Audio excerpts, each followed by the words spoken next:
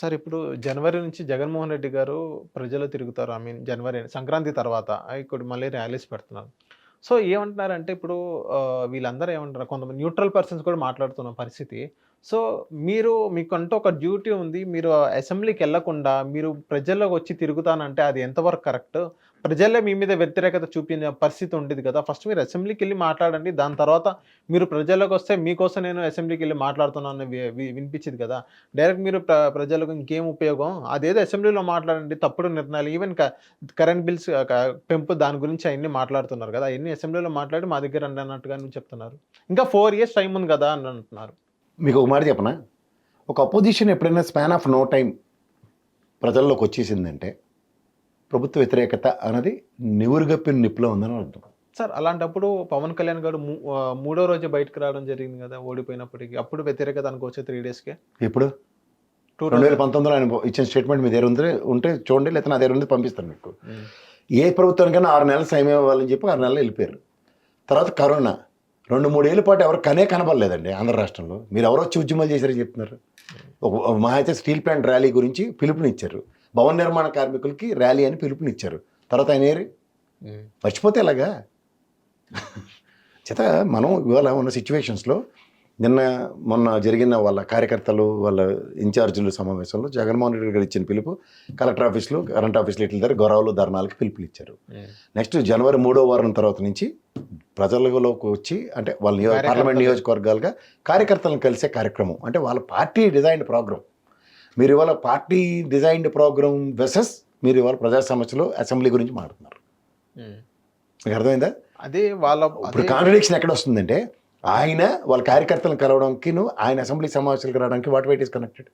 ఇప్పుడు కార్యకర్తల సమావేశాలు కార్యకర్తలు మీరు మా నియోజకవర్గ సమస్యల మీద మీరు వెళ్ళి మాడాలన్నా అసెంబ్లీకి వెళ్ళండి అని చెప్పొచ్చు. ఆయన వెళ్ళొచ్చు. నెక్స్ట్ సెక్షన్కి ఏమవుతుందో మీరు నేనైతే ఐ కెనాట్ ఇమాజిన్.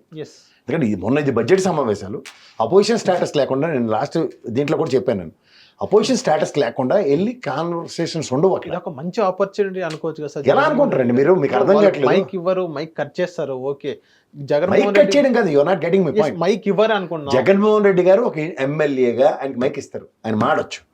కానీ ఆయన టెరిటరీ చాలా ఫిక్స్డ్, పులివెందులకు మాత్రమే పరిమితం అవ్వాలి ఆయన. You need to understand this. ఆయనకు ఒక అపోజిషన్ హోదా కనుక అపోజిషన్ పరంగా మీరు ఇవాళ మేము 124 మంది ఉన్నాం కాబట్టి అపోజిషన్ రోల్ మీరు ప్లే చేయండి అని గౌరవ స్పీకర్ గారు కనుక ఆయనకి డిస్క్రిప్షన్ ఇస్తే అప్పుడు ఏమవుతుందంటే ప్రతి సమస్య చర్చనీయాంశం అవుతుంది. అది ఒక అపోజిషన్కి ఉన్న వైటల్ వైబ్రేషన్. సార్ అదే ఆ వైబ్రేషన్ క్రియేట్ లేకుండా మీరు లోపలికి వెళ్ళండి టైం వేస్ట్ అది. ఓకే, ఎందుకంటే మా అపోజిషన్గా మాకు అవకాశం ఉండని గౌరవాలు ఉంటాయి, ప్లకార్డులు చూపిస్తారు. విలువైన సమయం వృధా చేయడమే కదా సార్. దాని బదులు అయితే మార్షల్స్ పెట్టి బయటికి నెక్కుతారు వీళ్ళని. అంతే, అదే అదే జరుగుతుంది. దాని బదులు ఆ విలువైన గంట సేమైనా వీళ్ళు ప్రొడక్ట్గా సేవ్ చేశారని ఎందుకు అనుకోరు మీరు? ఇప్పుడు నిజంగా నియోజకవర్గాలకు వెళ్తున్నారు, సమస్యలు ఎలా ఉన్నాయంటే కార్యకర్తలు రగిలిపోయి ఉన్నారు. ఎన్ని సమస్యలు చెప్పుకోవచ్చు వాళ్ళు? 2 రోజులు నెడువు ఉంటుంది ఒక్కొక్క పార్లమెంట్లో. 7 సెగ్మెంట్లని కలిపి 2 రోజుల కింద విభజించి 3, 4 కింద తక్కువ ఓట్లు ఉన్న వాళ్ళకి మొదటి 3 రోజులు మొదటి రోజు, ఎక్కువ ఓట్లు ఉన్నవాడికి మొదటి 2 రోజులు, తర్వాత తక్కువ ఓట్లు ఉన్నవాడికి మిగిలిన 3 సెగ్మెంట్లు కాబట్టి 2వ రోజు. అగ్రిగేట్న ఒక 50 మంది 100 మంది అయినా కార్యకర్తలు మాడారు అనుకోండి సార్. అలా మీలని అలా మాట్లాడి కూడా ఎవరు ఉండరు. అవును, ఆవేశం లోపల రగిలిపోయి ఉన్నారు కదా వాళ్ళు. గ్యారంటీగా ఆయనే వెంటింగ్ పాయింట్. సో అప్పుడు ఏమవుతుంది, అవన్నీ రీడ్ అవుతాయి కదా. నాకు తెలిసి ఆయన 25 పార్లమెంట్ సెగ్మెంట్లలో ఒకటే వాయిస్ వస్తుంది ఆయనకి. గ్యారంటీగా ఒకటే వాయిస్ కనబడుతుంది. ఏంటి సార్ అది? మనం ఓడిపోవడానికి రీజన్స్ ఇవాళకి కూడా మన ఇది సో అండ్ సో అని చెప్తారు. మనం చేసింది చెప్పుకోలేదని చెప్తారు. మూడోది మీరు కుల ప్రాతిపదిక మీద మతం చూడడం, రాజకీయం చూడడం ఇవన్నీ చెప్పే దగ్గర మనకు ఎలా భూమేరంగైందో చెప్తారు.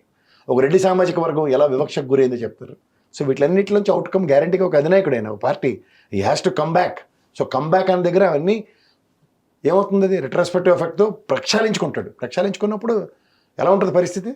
అవును, ముందు అసలు ఏంటంటే ఈ రోజు దాకా కార్యకర్తలకి ఆయనకి మధ్యలో ఒక బ్యారికేడ్స్ క్రియేట్ అయ్యి ఉన్నాయి. ఆయన ఒక పందాలో ఈ ఐపాక్ అనే పనికిమాల నేతలతో పనిచేసుకున్నాడు. సో ఐపాక్ ఈ దైద్యం వదిలిపోయింది కాబట్టి ఇప్పుడు ఏం చేయాలన్న దాని మీద ఆయన కార్యాచరణ రచించుకుంటాడు. మీరు అన్నట్టు ఇంకా 4 ఏళ్ళు టైం ఉంది ఆయనకి. సో ఈ 4 ఏళ్ళలో పార్టీని రీవ్యాంప్ చేసుకోవడానికి, మళ్ళీ పునర్వైభవం సంతరించుకోవడానికి, వాళ్ళని రీఛార్జ్ చేయడానికి, నేను మీతో ఇంటరాక్ట్ అవుతాను, 25 సార్లు వస్తానని చెప్పడానికి. ఇప్పుడు ప్రాబ్లమ్స్ ఇన్ని అక్యుములేట్ అవుతున్నాయి అనుకోండి, అయిపోయింది ఇవాళ 2 రోజులు అయిపోయింది, ఇదేది మొక్కుబడి చర్య కాదు కదా. సో గ్యారంటీగా దాని మీద ఒక కార్యాచరణ ఉంటుంది ఆ రాబోయే రోజుల్లో. ఎందుకంటే ఈ 25 పార్లమెంట్ సెగ్మెంట్లకి నాకు తెలిసి 2 రోజులు ఒక్కొక్క నియోజకవర్గం అంటే 50 రోజుల కార్యక్రమం ఉంటుంది. అవును. 50 వారాలు వేసుకోండి, వారానికి 2 రోజులే కదా. అవును. 50 వారాలు అంటే ఇంకా మిగిలిన వారాల్లో నియోజకవర్గ వారీగా మొదలైంది అనుకోండి, ఇంకొంచెం అండ్ మొత్తం రీవ్యాంప్ అవ్వాలి కదా. అవును సార్. ఇప్పుడు ఇదే కరెంట్ ఛార్జెస్ మీద క్యాబినెట్ ఒక నిర్ణయం తీసుకుంది, నెక్స్ట్ ఇయర్ వరకు కరెంట్ ఛార్జెస్ పెంచబోమని అని చెప్పి అఫీషియల్. కరెంట్ ఛార్జెస్ కాదు సార్, ట్రూ అప్ ఛార్జెస్ అని బదేస్తున్నారు ఇప్పుడు. ట్రూ అప్ ఛార్జెస్కి 19,000 కోట్ల బడ్జెట్ ఉంది ఆంధ్రప్రదేశ్ రాష్ట్రం, డబ్బులు ప్రజల మీద భారం మోపడానికి. అందులో ఇప్పటికి 7,000 కోట్లే వసూలు అయ్యాయి. నచ్చితే ఈ ఏడాది బ్రేక్ తీసుకున్నా మిగిలిన 3 ఏళ్ళు ఏంటి? Okay, that is inevitable. అవును. ఆ ఇన్వోటబుల్ సిచ్యువేషన్ ఏంటంటే ఇవాళ పాసిఫికేషన్ చూడండి, దెబ్బ తగలగానే ఉమ్ముతో తడిరేస్తారు అంటే అదేమన్నా యాంటీసెప్టిక్. సార్ ఇప్పుడు ఆంధ్ర రాష్ట్రంకి, ఇప్పుడు అమరావతికి అది కూడా బిఐటిఎస్ అనే ఒక ఇన్స్టిట్యూట్ అనేది రాబోతుంది, Birla institute of technology and science. ఇది ఒక మంచి శుభపరిణామం అనుకోవచ్చు కదా సార్. అక్కడ అదొకటి ఉన్నాయి. ఇంకోటి ఏంటంటే గూగుల్ వాళ్ళతో కూడా ఒప్పందం చేయడం జరిగింది. ఏ టెక్నాలజీ ఇన్స్టిట్యూట్ అనేది వర్సిటీ అనేది ఇప్పుడు అమరావతిలో పెట్టబోతున్నామని కూడా వాళ్ళు ఒప్పందం కుదుర్చుకున్నారు. సో ఈ 2 పరిణామాలు చూస్తుంటే మీకు ఏమనిపించింది? ఇప్పుడు అక్కడ నవనగరాల కాన్సెప్ట్తో గత ప్రభుత్వం అండి, మొన్న ప్రభుత్వం నవనగరాలు రద్దు చేసుకున్న ప్రభుత్వం. ఇప్పుడు మళ్ళీ ఆ నవనగరాలకి సింగపూర్ కన్సల్టేషన్ లేదు. ఇప్పుడు వీళ్ళేంటంటే అక్కడ నవనగరాల్లో ఎడ్యుకేషన్ హబ్ ఉంది, హోటల్ ఇండస్ట్రీ ఉంది, అలాగే మీరు అన్నట్టు ఇండస్ట్రియలైజేషన్ ఉంది, అలా అన్ని రకాలుగా ఉన్న దగ్గర అప్పటి నుంచి ప్రతిపాదనలు ఉన్నవి అవి. నేను ఎన్నోసార్లు చెప్పాను, 33 లక్షల కోట్ల ఒప్పందాలు జరిగి ఉన్నాయి. ఇవన్నీ ప్రైవేట్ కాలేజీలు, ప్రైవేట్ ఇన్స్టిట్యూట్, విట్ ఆల్రెడీ అక్కడే ఉంది.